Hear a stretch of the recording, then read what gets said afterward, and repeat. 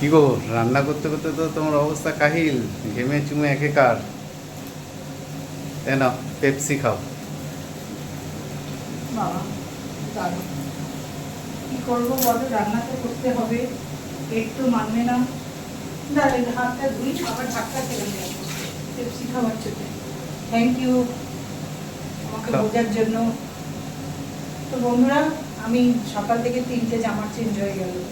এত ঘামছি, ঘেমে যাচ্ছি। নাইটিগুলো 3টে নাইটি বাথরুমে ছেড়ে এলাম। ঘেমে জল হয়ে যাচ্ছে, তো কাজও করতে হচ্ছে ঘরে। হ্যাঁ, আর একটা কথা বলছি, তোমাদের দাদা আমাকে প্রচুর হেল্প করে দিচ্ছে। একটুখানি দেখো, হতেই পারে স্বামী স্ত্রী কেন বলে বলো বন্ধুরা। তাই একটু দেখি খাই। তোমার দাদাকে আমি তরমুজ কেটে দিয়েছিলাম, খাও। তো আজকে সোমবার, আজকে দাদা ভাগ্যিস বাড়িতে আছে, তাহলে আমি কি করতাম জানি না। দাদা হেল্প করে দেয়, প্রচুর হেল্প করে। তো পেস্ট্রিটা খাই। আর তোমাকে অনেক বড় থ্যাঙ্কস, ধন্যবাদ আমাকে বোঝার জন্য।